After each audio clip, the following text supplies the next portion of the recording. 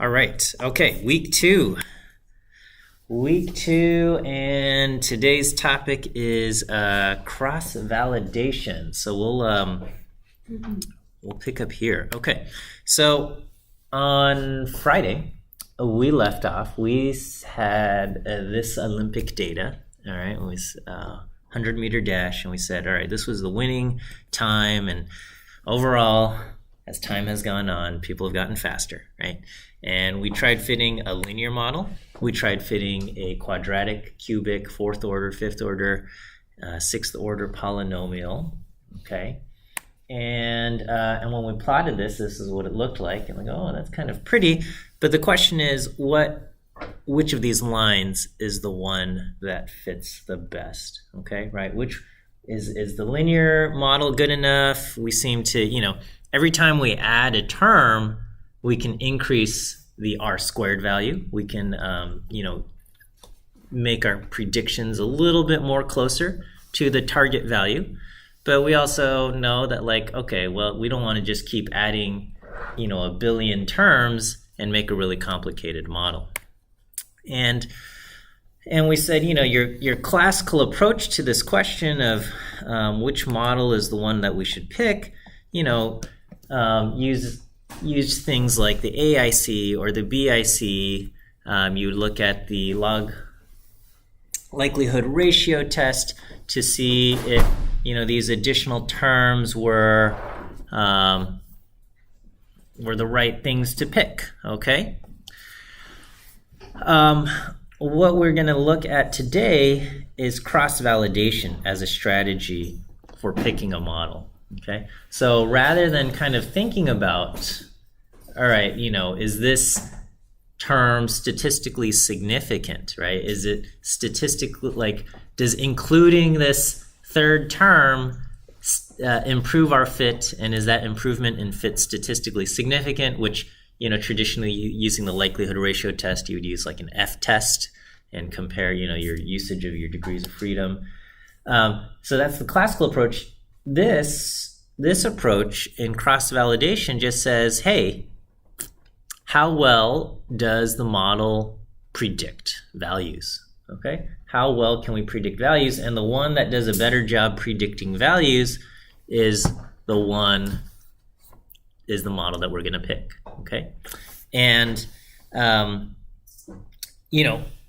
when we say, okay, well, how well does it predict values?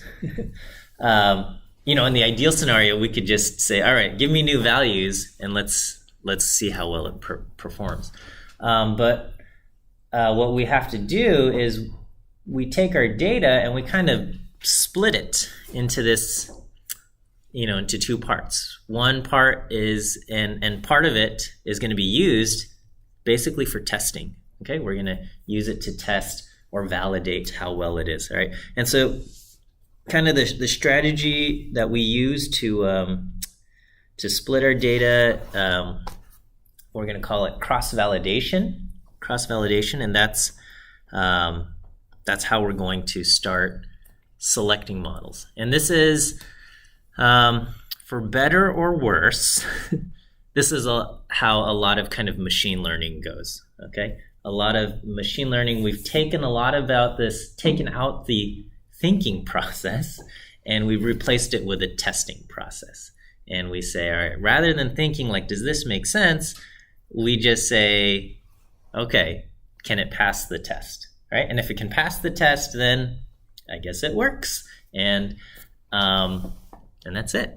And pros and cons, just kind of philosophically, what ends up happening is you start losing, you start to no longer understand what's happening inside the machine, right? This is kind of what's happening with AI. Our AI models have gotten really good, okay, at doing stuff. It spits out answers and it says, hey, this is a picture of a bird. This part of the photo has a traffic light, right? And here's a paragraph of text that sounds good. And we're so focused on the output, and we go, oh, this is great. This is producing great output. We no longer understand what's happening inside the system for for how it's generating that, okay? Because we've moved away from thinking about things. But anyway, this is how we're going to do it, okay? So with cross-validation, we take all of the available data, our observed data, and we split it into two parts, okay? One part we call the training set. The other part we call the validation set. Sometimes we also call it a testing set, okay? And so the training set is used for fitting the model, okay? If we're talking about linear regression, fitting the model means figuring out what your weight parameters are, what your intercept, what your slope is. If you've got 5 terms, right, you've got a 5th order polynomial, you've got, I guess, 6 weight parameters to figure out, right? You got W0, W1, W2, W3, W4, W5. You got a bunch of these weight parameters to figure out. That's what the training set is, okay? And when you do cross-validation, you're not going to be using all of the data for training, right? Like on Friday, we took all the available data. I think we had 28 data points, and we used that to fit our model. And now we're intentionally kind of using less, okay? The values that we didn't use for fitting the model form our validation set, okay? After we fit that model, we say, all right, let's use these parameters that we estimated to make predictions on the other data points, okay? And that way we can kind of test, did you kind of learn? Are you able to answer questions that you haven't seen before, right? So it's kind of like, if you're given, sometimes for studying, you might, your teacher, or you might find an older exam, right? And one way to study is you just memorize all of the questions on that old exam. And if the actual test are the exact same questions, you'll do great.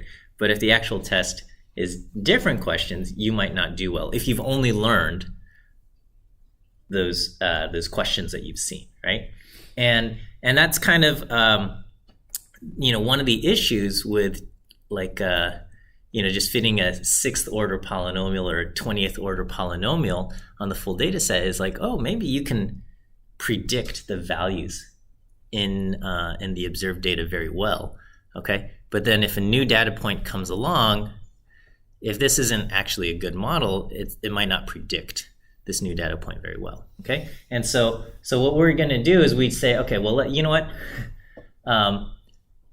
We're going to purposely, hide some of these things. We're going to train, study the material or whatever, train on this set, and then if we have a good understanding, we can look at these things and say, oh yeah, I haven't looked at these questions before, but I'm able to answer them, and so I feel pretty good about kind of my thing, okay?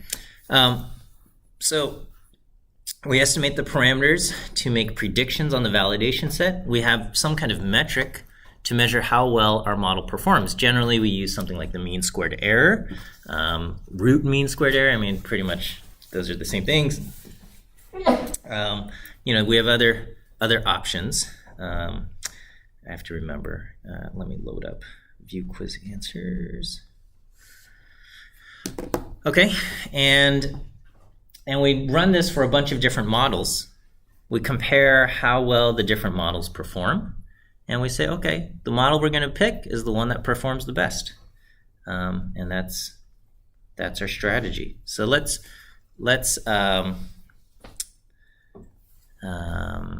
take a look. So one simple method for cross-validation is called leave one out cross-validation. This is probably not the best method, but it serves as a good kind of starting point, okay?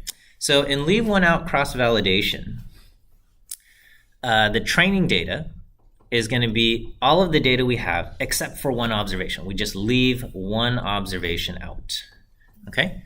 And the one observation that's left out, that's going to be our validation set. And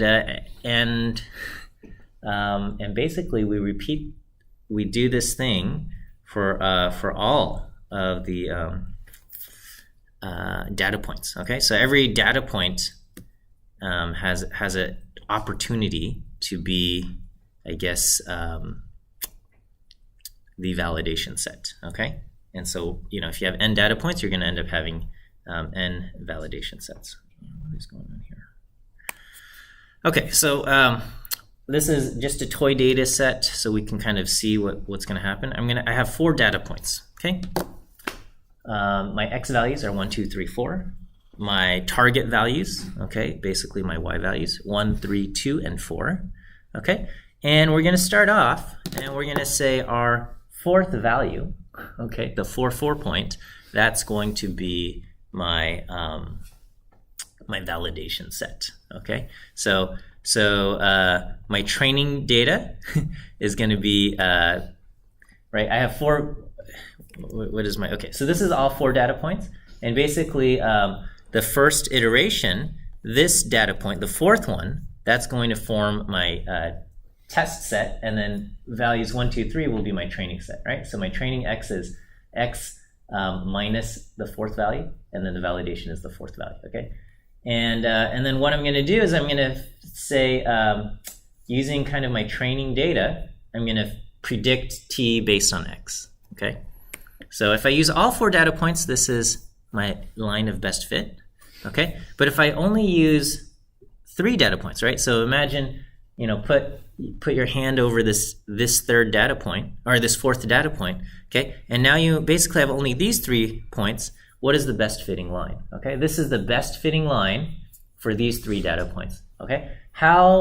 And this is for a linear model, okay? And so if we fit a linear model to these 3 data points, this is what we get, and we say, okay, well, how well does a linear model predict the 4th data point, the validation point, okay? And so the 4th validation, the validation point here is this, okay? The linear model that gets predicted for these 3 data points is has an intercept of 1 and a slope of 0.5, and therefore if we plug 4 in, our line predicts a value of 3. The actual value is 4, and so we have a residual of 1, okay? And then we would square that, and we'll keep track of that. So our squared error so far is 1. And then we do this for every data point. Every data point gets to be the validation set, okay?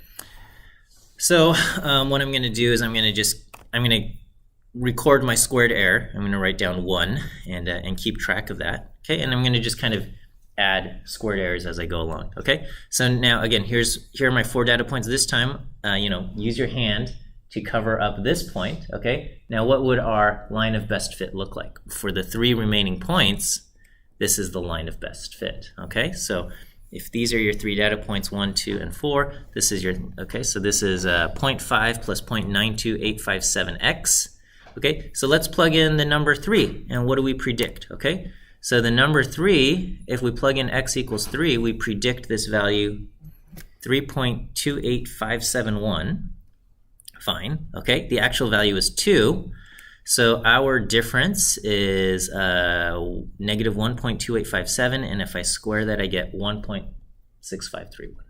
Okay. All right, and I repeat this. Okay, so now this is going to be my validation point. So I'm going to remove this again, cover up our hand, and we say, okay, what's the line of best fit? It looks like this, kind of this symmetric thing. We say, all right, what's this? What's our squared error? Our squared error here is 1.6531. And then lastly, with our 4 data points, we're going to remove this one. This first one is going to be our validation set. And so I fit, what's the best line that fits these 3 points? This is what it looks like. And then we put that point back in, and we say, okay, if this is the line that fits, how far off are we? And we're off by 1, and we square that and we get 1. Okay, so that's so this is how we would use cross-validation to just kind of get a measure of performance for this particular model. Okay, so we're fitting a linear model, and we're saying, okay, how well does a linear model work? And our total squared error, 1 plus 1.65 something, right? What was it? 1.6531. 1 plus 1.6531 plus 1.6531 plus 1 gives me 5.306, and if I take the average, Okay, the mean squared error is 1.326. So this is kind of our measure of performance for our very simple linear model on these 4 data points. Okay, let me give you your first view quiz answer. And the first answer is the letter D. D as in dog. D as in dog is your first view quiz answer. D. Okay, does that make sense as far as how we got this value here? Okay. There is a cross-validation function in R. So I kind of did this like manually, and I drew this all out, but you can make your life a lot easier, and you could load up library boot, and here you create a data frame with all of your data points. So here I have all 4 data points here. And then you create a linear model, okay, using GLM. And so I say predict t based on x, and then you can do leave one out cross validation by doing there's this function cv.glm, cross validation for the GLM.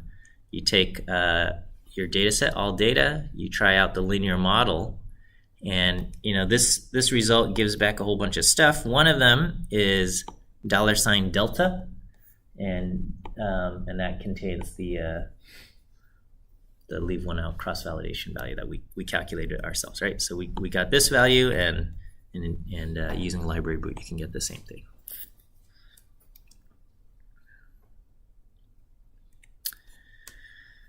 Okay, so just to be clear, all we've done so far, this 1.3265 is just kind of this cross-validation metric that exists for a linear model.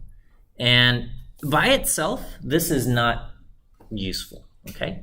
What we have to do is we would follow this process for a different kind of model as well. So maybe we would want to compare linear model to a quadratic model, okay? And if that were the case, right, so imagine having, we have these 3 data points, and now I want to fit a quadratic model to these 3 data points. Now, it's kind of silly because a quadratic model can always fit 3 data points perfectly, right? But anyway, I would fit, a quadratic model to these 3 data points. I would get like this, parabola that fits these 3 data points, and then I would compare it to this, and I would have like a ton of error, right? But I would do this process for kind of all of these things, right? I would have a quadratic model that fits these 3 data points, okay? And I'd probably get, I don't know, something that looks like this. And then how does it perform against that? Probably even more error. And so, this number 1.326 is not useful until you have a similar number from a different model, okay? And then so you'd have the value from the linear model, you'd have a value from, say, the quadratic model, okay? And then you'd compare, okay, what's the leave one out cross-validation value for the quadratic model, and you compare that, okay? So when you use cross-validation to evaluate a model, you're going to get a single cross-validation score, okay? And that's usually going to be the mean of all of your cross-validation errors. So we had 4 data points, so we had 4 validation sets when we're doing leave one out cross-validation, and we take the average of all those things, and we get a cross-validation thing, okay? But so you end up fitting the linear model, say, n times, you get n different values, and then you take the average. So you get one value for that one model. And then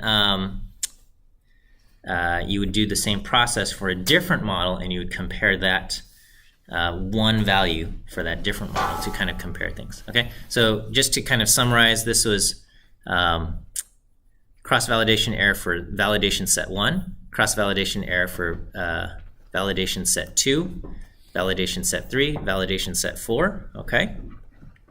And we do that, okay? We would try a different model, and I said, okay, maybe I would try a log-log model or polynomial model.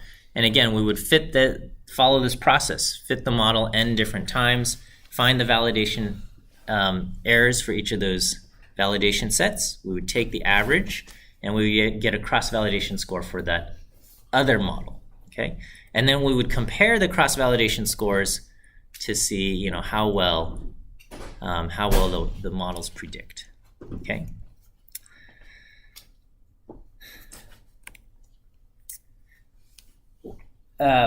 We did so that was leave one out cross-validation, which is fine. It's not the best model, particularly because you have to do this process. You have to repeat the process n times, right? And so if you have a big data set, right? If you've got like 1 million data points, having to fit the model 1 million times, n times, is just not an efficient use of your computing power. Okay.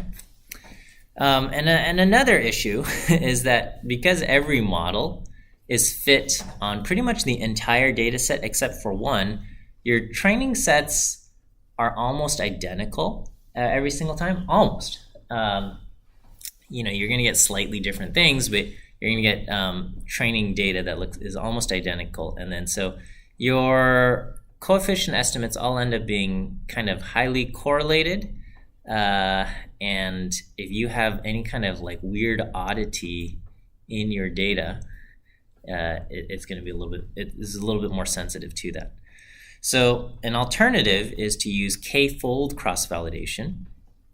K-fold is you pick some arbitrary number k, maybe 5, maybe 10, okay, and you split the data into k chunks, k approximately equal sized blocks. Of, you know, if it's not evenly divisible by k, then, you know, they're not going to be even. Okay, and then you're going to run validation, cross validation k times, and each time you do it, one of those blocks serves as the validation set, and then the remaining blocks create your training data. All right. So this is kind of your picture. If you have 4-fold cross-validation, you partition all of your data into 4 sections. And for the first iteration, you know, we'll say this is our validation set, and you use the remaining data to form your training set. Okay. And then during the second iteration, the second chunk is your validation set. Everything else is your training data. Third iteration, this is your validation set. Everything else combines for your training data. And then your fourth iteration, this is your validation set, and everything else forms your training data. Okay, so and generally, you shuffle up your values, and you create you shuffle up your values before you partition them. So it's not like observations 1 through 10 are in validation set 1, and then 11 through 20 and 21 through 30 or something like that. Usually it'll be, you know, if you have 40 observations, you shuffle them up, and you might end up with like observation 1 and 15 and 12 and 7, you know, some, you know, 10 random values into this validation set and different random values in this one and things like that. Okay. So let's revisit our Olympic data. We have 28 observations, and so I'll do 4-fold cross-validation here. Okay, so I'm going to divide my 28 observations into 4 chunks of 7. Okay, and what I'm going to do, for each of these things, okay, we are going to fit a whole bunch of different models. Okay, so I'll fit a linear model, quadratic, cubic, 4th order, 5th order polynomial, an 8th order polynomial, and just for fun, okay, a 17th order polynomial, right? So, you know, linear regression model where I've got, you know, 17 polynomial terms or something like that. Okay, and basically, you know, we have 4 different validation sets. So we use each validation set has 7 observations, and we combine the other 3 validation sets, 21 observations, and we're going to train our model on those 21 observations. Okay, and then you know, once we train the model on those 21 observations, we go back and we test it or validate it against the 7 observations in our validation set, and we will calculate the total squared error for each one, and we'll calculate this cross-validation score by averaging the squared error for each of these different models. So, so this is how I'm going to do it. I'm doing this very manually, and hopefully the code makes sense. So I've got 28 observations. I'm shuffling them, okay? And then I'm going to put 7 into set A, the next 7 into set B, the next 7 into set C, and then the last 7 into set D, okay? And so here I've got 7 random values in set A, 7 different random values in set B, 7 different random values in set C and set D. But if I combine all of them, I'm going to have all values 1 through 28, right? So, and then I'm going to store kind of my total squared error for each of the different models, right? I've got linear, quadratic, third order, fourth order, fifth order, eighth order, and 17th order. And I'm doing k-fold cross-validation, 4-fold cross-validation. So I'm going to have 4 different values to calculate for each of these models. Okay, so here's just a little bit of code, okay? A little bit here.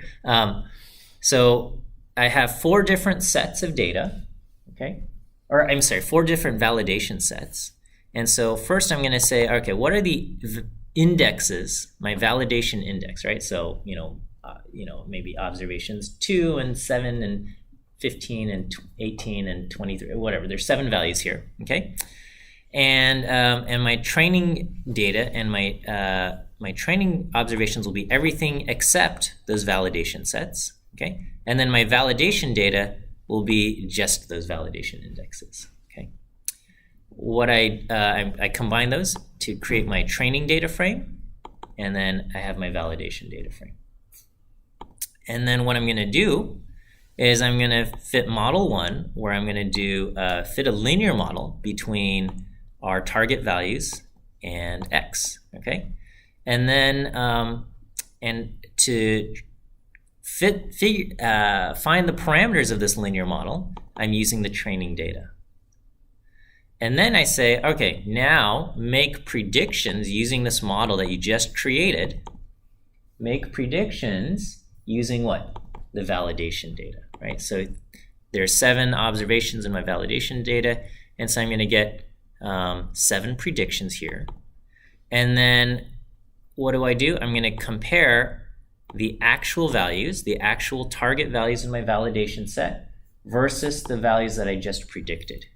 So I'm going to take this difference, this minus my predicted values, and I square that difference. I add them up, and I divide by 7. So that will be kind of the mean squared error, or I guess I should write mean squared error for that particular validation set, okay? Okay, and that's for the linear model. I'm using the same validation set. I'm going to do the same thing, but with a quadratic model. Okay, so here, model 2, I'm going to say, create a linear model between t and, this creates a quadratic, a matrix of quadratic predictors, right? So I do poly x2. So I say, okay, using the training data, so there's only 21 observations again here, we're going to create a model. So we're going to get our intercept, slope, weight 1 and weight 2 values here. And using that model, make predictions for your 7 observations in the validation set, okay? And so these are going to be my predictions, my t hat, but for the second model. And then this time I'm going to calculate the difference between the actual values and t hat for the second model. I square that difference, add them up, divide by 7. Okay, is that all right? This code, what's happening here? So each time we're calculating our model parameters using the training data, once we have that model with those model parameters, we have our make predictions using that for our validation data. Okay, and then once we have that, we compare the predicted values with the actual values. Okay, and calculate a squared error there. All right, and so I do that for the third order, fourth order, fifth order, eighth order. I'm running out of lines here, but the 17th order polynomial. And pretty much I've just kind of copied and pasted the code for all of these things, but each time I've got model 4, model poly 5, model with, poly 8, and so on and so forth, and I just kind of do this. Okay, so again, there's 4 different validation sets. I just want to illustrate for one of these things, okay? So here is the full set of 28 data points. 21 of these are I guess the white dots, okay? And then I have 7 of these, which are the red dots, okay? The validation set, okay? This is my 1, 2, 3, 4, 5, 6, 7. This is one of my validation sets. I've just kind of arbitrarily chosen set C, but you could have a set. Yeah, I could have picked any of the other sets. All right. And so what we do is, okay, so pay attention. So those red dots are going to disappear. And then for the remaining 21 points, I'm going to fit a straight line to the remaining 21 points, right? So if you look at, I don't know, can you see that? Is that, okay? Or the red dots disappear and we say, okay, what is the line that fits here? And then I put the red dots back and I say, this is the line that was fit to those 21 data points. How well does it predict those red dots, right? So here are the red dots. I take them away and I fit it on these dots. And now I say, how well did it predict those red dots, okay? And some of them it predicted really well, right? These 4 data points ended up almost exactly on the line. And then some of these, there's a little bit of error. And so we calculate the mean squared error for this particular validation set, and we have a mean squared error of 0.03. Okay. Let me give you your second view quiz answer. The letter E. Week 2 Monday, second answer is E. E as in elephant. E as in elephant. Right? So again, full data set. I take away the 7 points in red and I say, let's fit a quadratic line to the remaining things. Okay, so this is a quadratic line that fits here. And we say, okay, now that I have this blue line, this is what I'm going to keep. And I'm going to say, how well did it predict those 7 red dots, right? And so this one, we actually get a smaller mean squared error for this particular set, right? So, so this is this. We fit a quadratic line, and then we try this. Okay, let's try it with the cubic one, right? Full data set. We're going to take away the red points, and we say fit a cubic line to this. This is what it looks like. Okay, so and each of these things we go, oh yeah, that looks pretty good for these these data points. Okay, and then we put the missing dots back in, and we go, oh hey, that does pretty good. Okay, so for this particular set, does pretty good. Our mean squared error on this particular validation set is only 0.0131. Okay, what about a fourth order thing? Okay, so fourth order one, we go, oh, okay, that looks okay too. And we put our red dots back in. We go, oh, we're started going in the opposite direction here at the end, right? A little bit. So, we get a little bit more error, just a little bit more. What about the 8th order polynomial? Okay, so, when you have the 8th order polynomial, you're like, oh, okay, now we can start fitting, some of these, because we have more flexibility here, we can kind of fit a little bit of the odd things that happen under data. We can get this one and we can get that. But then we realize, oh, you know what? Now we're kind of inducing a little bit more error when we compare it against the validation set, right? So I'm using the same 7 red data points every single time, but my blue line that fits, maybe doesn't do such a great job every single time. Okay, and then if I try the 17th order polynomial, what happens, right?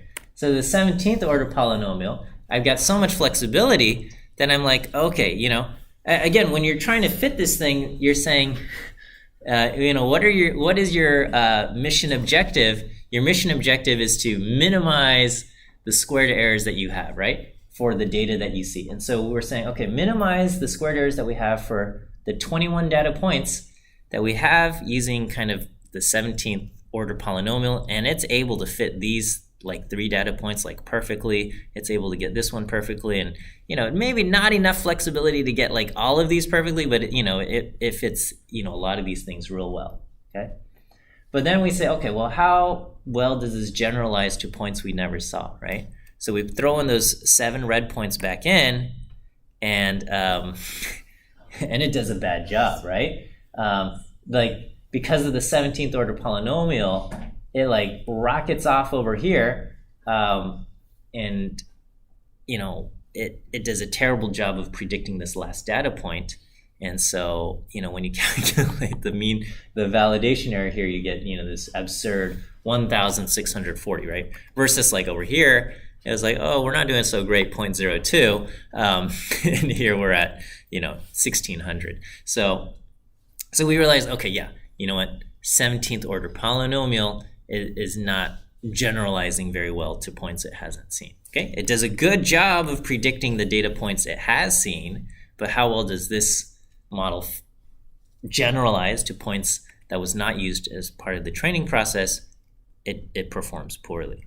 Okay, so this was just one of the validation sets, right? This was just these 7 things, and I repeat the process for validation set A, and validation set B, and validation set C, and validation set D, and I do the same thing for all 4 of my different validation sets. Okay, and so I recorded all of the data. So I repeated the process, and I did it for validation set A, B, C, and D, and this is what I get. Okay, so here we were looking at validation set C, and I got I think these are the values that we record, right? So we had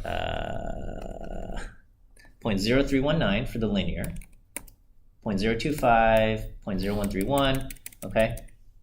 And that's what we say, 0.0319, 0.025, 0.0131, and so on for validation set C. If, just imagine in your head 7 different red points for validation set A, and we repeated the process, 7 different red points for validation set B, and we repeated the process, and 7 different points for validation set D, okay? And so, the 17th order polynomial maybe doesn't have as dramatically bad performance as some of these other ones, but it's still the worst performing one, 91, 291, 77, and stuff like that. And our overall cross-validation score for each model is not just the one data set, okay, but is our is the average of the 4. Okay, so I do 0.02 plus 0.025 and 0.031 and 0.1896 and 0.0674. Okay, is my average. Here's a question. All right, if you look at, say, the linear, quadratic, 3rd order, 4th order, 5th order, okay, the values for validation set A, B, and C are all kind of, they're different, 0.02 versus 0.025 versus 0.031, but validation set D seems to be much higher for almost all of these. What do you think is going on with validation set D versus validation set A, B, and C? Yeah. Maybe most of the outliers were in that set by chance. Yeah. So just, if you look at it, we have kind of one outlier out here. And so the one outlier, this one, probably ended up in validation set D, right? So when we're measuring how well does our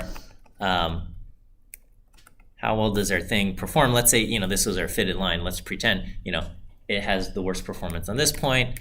Even the quadratic one has the worst performance on that point. So, whatever outliers happen to be in our data set, it probably ended up in validation set D, and that's why this one ends up being kind of lower performance than the other ones, okay? And, with the 8th order polynomial, now you might have, things deviating, and so the performance there actually isn't so terrible, but it's actually, But anyway, that's what we have.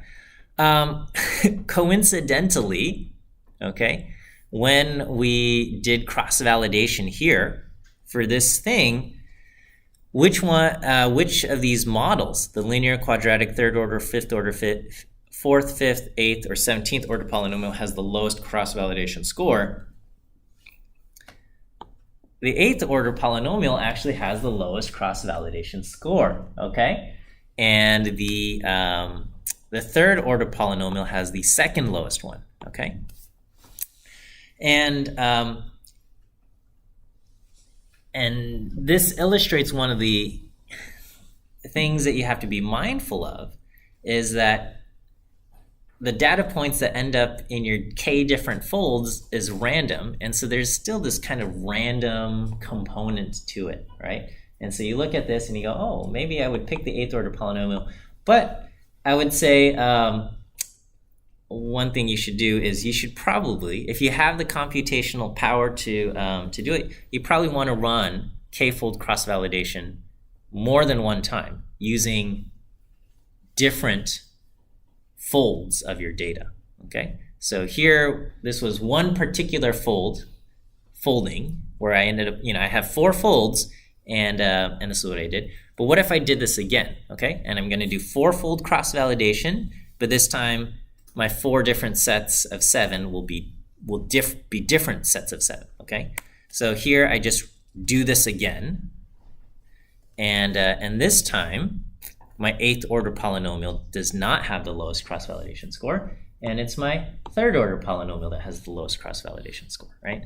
And so again, there is a random aspect to it because how your folds end up, which data points end up in these different validation sets is subject to randomness, okay? So the 3rd order polynomial performs the best, but the cross-validation values kind of vary. Again, validation set D probably ended up with the outlier this time again, and you can see, the 17th order polynomial actually performed pretty well for relatively speaking, for validation sets A, B, C, but then it did really bad on validation set D, and so it has this, absurd value, right? And then again, here I do just another random folding where I have, another 4 different random sets of 7, okay? So it's again, you're just like dealing the cards out, right? You shuffle up your cards and you deal them out into 4 piles, and the first time you deal it, you get these random cards, and then if you deal out the cards again into 4 piles, you get different ones. And that's basically what I'm doing. I'm just repeating the process with different random sets to just kind of say, like, all right, is it still like this? Is the 3rd order polynomial the best performing one? Is the 8th order polynomial the best performing one? And in 2 out of the 3 randomization, random dealings, the 3rd order polynomial is the best. And the one where it's not the best, it's the 2nd best performing one. Whereas the 8th order polynomial is it ended up being best one time, but then it's kind of like 2nd worst over here, and it's middle of the performance over here. Okay, so based on this kind of cross-validation performance, we would probably decide on the 3rd order polynomial. Okay, no real thinking in terms of like why the 3rd order polynomial is performing the best. We're not even trying to answer that question. We're just saying, hey, which model does the best in terms of performance, prediction performance, when we test it against values that were not used during the training part of the model. Okay.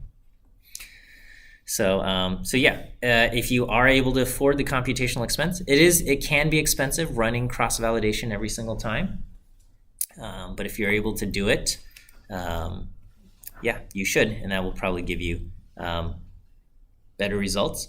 And you can kind of, I guess, trust it a little more if you're getting kind of consistent results every time. If every time you run it, it's always picking the same model, then you can feel confident on it, right? But if every time you run it, it picks a different model, okay, then probably none of those models are like, either all of those models are comparably good, like if their CV score are all kind of the same or very similar, and they're just kind of like one's beating out the other just by a tiny bit, then maybe all of them are pretty good, okay? Or if they're all like wildly different every single time, probably something is wrong, and none of those models are really good, right? So what you want to see is you want to see kind of consistent scoring, and you hopefully want to see the same model being selected every single time you randomly do it, right? It's kind of just like in sports. which team is the best team, okay? And you do one tournament, and team A comes out on top, and then you do another tournament, and then team A ends up in last place, okay? And you go, okay, well, that's not great, right? But if you run like several tournaments, and let's say team C consistently ends up either in first, second, or third place, you go, okay, this is a pretty good one. Maybe not the top performing one every single time, but it ends up pretty good, right? Or if something consistently ends up first place every single kind of tournament or whatever, then you go, okay, this is like undisputably the greatest, right? So it's kind of, the way we often think about sports, where we understand there's just kind of natural variation in terms of like which one's the best performing one, and ultimately in these discussions of like who's the greatest or which team's the best, you kind of have, you get a sense. Similarly, for model selection, again, it's not like we're analyzing, have a full understanding, but it just comes out in like, okay, overall, who wins, right? Who wins the most? Who's getting the best performance? And it's a little bit like that, okay? Cross-validation implemented in library boot. I showed you a little bit with leave one out cross-validation. There is an argument, k, and you can specify k equal to however many folds. If you don't specify it, k is equal to n, and that's going to be leave one out cross-validation. Let me give you your last view quiz answer. Last view quiz answer is the letter C. C as in cat. C as in cat is your last view quiz answer. And here I just, I use crossvalidation.glm, cv.glm, using library boot, okay? If I have, so here I do, for a linear model, cv.glm with fourfold cross-validation, and I get slightly different answers each time, okay? If I do on a quadratic model, again, slightly different answers, and just kind of, you would run it several times and you see like how we get on a cubic model, different values. So all of these things, it is kind of tough. you kind of have to run it a bunch of times. So here I just ran it maybe 3 times, but probably you'd run it maybe a dozen times or so, and then kind of take the average of all of your different cross-validation scores. If you do leave one out cross-validation, there's no variation, okay? Leave one out cross-validation, why is there no variation? Yeah. It's because you shouldn't like leave one out, there's only 10 different ways. Yeah, you're gonna, basically you run, you have n sets, so 28 sets in our case, and they're all exactly the same, okay? So there's no, so leave one out cross-validation, there's no variation, but if you do fourfold, any kind of k-fold cross-validation, there will be some variation between scores. So, so that's one thing you'll encounter, okay? What is the summary? I just copied and pasted this from Wikipedia, but yeah, this is just kind of in general. Cross-validation is a method to see how well a particular model will generalize to new data. The goal of cross-validation is to test the model's ability to predict new data that was not used as part of the training process, and that helps us avoid issues like overfitting, okay? Overfitting is the concept of having your model, predict the weird specifics of your particular data set really, really, really well, and it kind of like jumps to too many conclusions that just don't generalize to the general population, right? So, so that's what we have there.